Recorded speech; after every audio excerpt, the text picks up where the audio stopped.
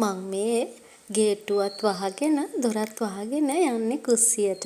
බබත් 7 වෙනකොට ඉස්කෝල් ගියා. ඉතින් හස්බන්ඩ්ුත් මේ වෙනකොට වැඩට ගිහිල්ලා.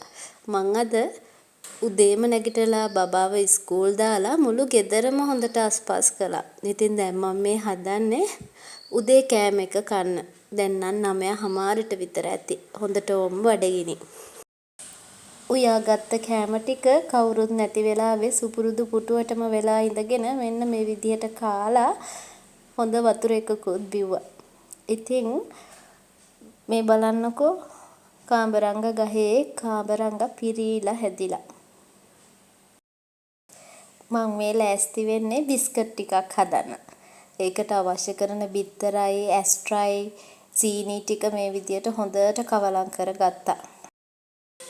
ඊට පස්සේ ලුණු පොඩ්ඩකුයි වැනිලා පොඩ්ඩකුයි දැම්මා. ඊට පස්සේ පාන් පිටි ටිකත් ඒකටම දාලා හොඳට කවලම් කරගත්තා. විදිහට අතේ නොඇලෙන ගානට ඩෝ එක අනාගෙන මම දැන් මේ ලෑස්ති වෙන්නේ ඩෝ එක හොඳට තුනී කරගන්න. ඉතින් ලන්ච් ෂීට් එකක් එලලා ඒක උඩට පොල් තෙල් ටිකක් දාලා මම මේ ඩෝ එක හොඳට තුනී කරගත්තා. වීදුරුවක් අරගෙන මේ විදිහට ඒකෙන් චූටි රවුම් කපා ගත්තා. ඉතින් බිස්කට් හැඩයටම තියෙනවා. මේ විදිහට ලොකු ඒවයි පොඩි ඒවයි දෙකම හදලා ට්‍රේ එකේ අතුර ගත්තා. ඊට උඩින් මම සීනි චුට්ටකුත් දැම්මා.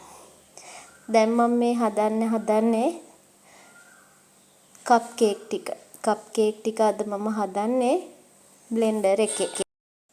බ්ලෙන්ඩර් එකේ හදනකොට ඉක්මනට හදාගන්න පුළුවන් කියලා මට හිතුණා. ඒ නිසායි මම බ්ලෙන්ඩර් එක තෝරගත්තේ.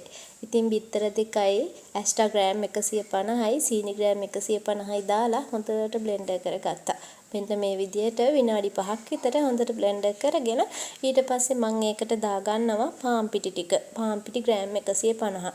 මේ විදිහට පාන් පිටි ග්‍රෑම් 150 දාගෙන වැනිලා පොඩ්ඩකුත් දාගන්නවා.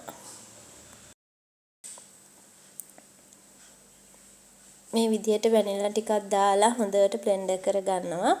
ඊට පස්සේ මෙන්න මේ විදිහට කප් කේක් මිශ්‍රණය අපිට හම්බ වෙනවා. මේ මිශ්‍රණය කටේ ගාලා බලනකොට හරිම රසයි. ඉතින් මේ විදිහට මම හදාගත්ත පේස්ට් එක කප් කේක් තැටිය අරගෙන මෙන්න මේ විදිහට කොළ ටික අඩු කරගත්තා. දැන් මම ඒකටම කප් කේක් බැටර් එකෙන් පොඩ දාගෙන කප් කේක් 12ක් හදා ගන්න පුළුවන්. මම මේ ගත්ත ග්‍රෑම් වලින් පිටි, සීනි, ඇස්ට්‍රා, බිත්තර දෙකයි එහෙම ගත්තාම මෙන්න මේ විදිහට කප් කේක් 12ක් හැදුනා. ඉතින් මම අංශක 180ට විනාඩි 10ක් ප්‍රී හීට් කරගත්ත oven එකට දෙකම දාලා විනාඩි 45ක් 180ට විතර දාලා බේක් වෙන්න තිබ්බා. ඉතින් ඒක දැන් ඉවරයි. දැන් මම මේ මුළු කුස්සියම පිරිසිදු කරා.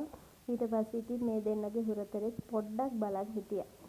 විනාඩි 45ක් පැයක් විතර යනකොට මෙන්න මේ විදිහට කප් කේක් ටිකයි බිස්කට් ටිකයි ලෑස්ති.